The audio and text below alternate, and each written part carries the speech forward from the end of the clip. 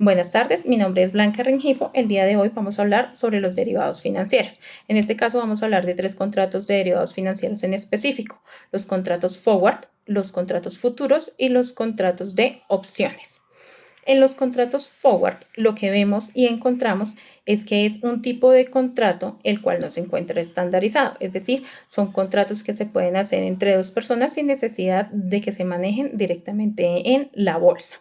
Este tipo de contratos se utiliza para evitar las variaciones de productos, materias primas y demás en el mercado. Vamos a poner un ejemplo. Un comprador necesita 1 tonelada de maíz. El maíz, por ser una materia prima, está sujeto a las variaciones climáticas de producción, de recolección y demás. Para evitar la angustia que le genera al comprador saber el precio del maíz que va a necesitar dentro de 3 meses, llega a un acuerdo con un vendedor en el cual establece por medio del contrato forward que en 3 meses el vendedor le entregará al comprador 1 tonelada de maíz por 1 millón de pesos, por ejemplo. Es decir, al finalizar esos 3 meses, las partes se obligan, una a entregar 1 tonelada de maíz y la otra a pagar 1 millón de pesos. ¿Qué sucede si el precio del mercado ha cambiado dentro de los 3 meses? El primero de los casos que se puede presentar es que el precio del maíz haya subido, es decir, que la tonelada de maíz en el mercado ya no se encuentre por 1 millón de pesos, sino por 1.100.000 pesos. En este caso, el vendedor podrá entregar la tonelada de maíz al comprador igual por el 1.000.000 de pesos y asumir la pérdida de la diferencia.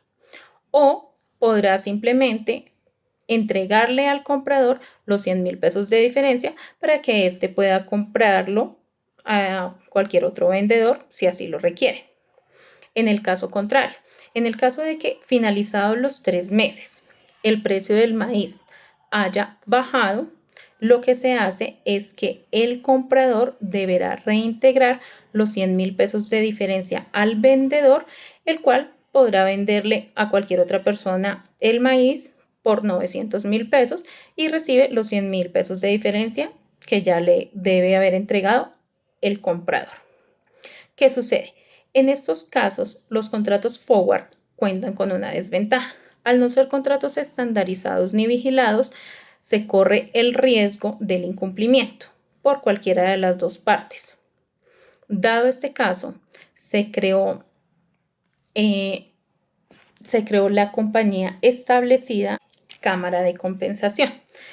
¿Qué hace la Cámara de Compensación? La Cámara de Compensación es llamémoslo, un agente externo, el cual ayuda a regular este tipo de contratos. Sin embargo, dejan de ser contratos forward y se convierten en contratos de cobertura futura. Es decir, en el contrato forward hay un contrato en el cual las dos partes se obligan a cumplir. En el contrato futuro, lo que se hace es 2 contratos, uno para el comprador, uno para el vendedor, y en medio se encuentra la Cámara de Compensación.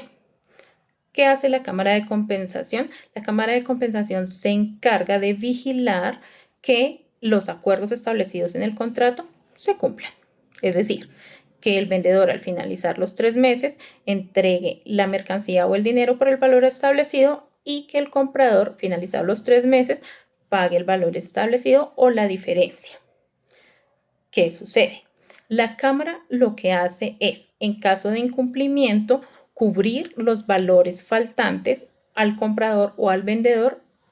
En caso de que una de las dos partes incumpla, la Cámara se hace responsable de estos valores, se lo reintegra al vendedor o se lo reintegra al comprador y luego hace su proceso de cobranza. La Cámara de Compensación, para evitar perder dinero, que es lo que puede suceder en estos casos, lo que solicita es de cada una de las partes la consignación de una garantía, podríamos llamarle, de un dinero establecido, el cual puede ser el mismo valor establecido por el importe de la materia prima. En este caso, si continuamos con el ejemplo anterior, podríamos hablar de 1 millón de pesos de cada una de las partes. Y lo que hace es a diario, dependiendo la fluctuación del mercado sobre estas materias primas, lo que hace es consignar o sumar y restar a cada una de las cuentas los valores fluctuantes. Si sube 50.000 pesos, lo que pasa es que el vendedor le reintegra los 50.000 o viceversa. Es decir, se va cambiando el dinero de una cuenta a la otra para evitar que se generen choques económicos y demás. Así, una vez establecido el tiempo del contrato, la finalización del contrato, simplemente se va a entregar la mercancía. Por último, tenemos los contratos de opciones. ¿Qué son los contratos de opciones? Los contratos de opciones, como su nombre lo dice, es la opción de comprar o vender un bien, materia prima, etc. ¿Cuál es la particularidad de los contratos de opciones? En los contratos de opciones se maneja algo que se llama prima. La prima es un valor el cual la parte que adquiere la opción, es decir, vamos a tomar un ejemplo. Tenemos un bien. Un comprador quiere adquirir ese bien por 1.000.000 de pesos. Llámese una casa, llámese un carro, es un bien por 1.000.000 de pesos. El poseedor de ese bien, que desea venderlo de inmediato, puede llegar al acuerdo con el comprador de que éste en un tiempo futuro le pague el valor establecido. Para hacerlo más sencillo, lo que va a suceder en este caso es, tenemos el bien. El comprador quiere comprarlo en 1.000.000 de pesos. El vendedor, sin embargo, tendría la opción de venderlo por un mayor valor. Pero el comprador le dice, se lo va a comprar en 1.000.000 de pesos de acá a 3 meses. El vendedor piensa, en 3 meses podría venderlo más caro o podría venderlo más barato. Si el vendedor acepta el contrato de opciones, lo que sucede es, el bien se establece desde este momento en ese valor de 1.000.000 de pesos, pero se llega a un acuerdo en el cual el comprador le va a consignar o a dar mensualmente, semanalmente, como lo establezcan, un valor, un precio al vendedor. Es decir, el comprador mensualmente o semanalmente, mientras se llega la entrega del bien, deberá consignar una prima al vendedor de este producto. Es decir, el bien cuesta 1.000.000 de pesos para entregar en 3 meses. Mientras se cumple ese plazo, se estableció que el comprador le va a consignar al vendedor 100.000 pesos mensuales y luego comprará el bien.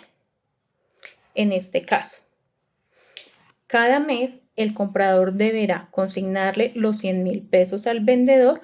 Así, al finalizar el plazo, lo que se hará es, ya que el comprador está consignando mensualmente al vendedor su prima, al finalizar los 3 meses lo que va a suceder es que el vendedor deberá entregar el producto al comprador por el valor establecido, 1.000.000 de pesos.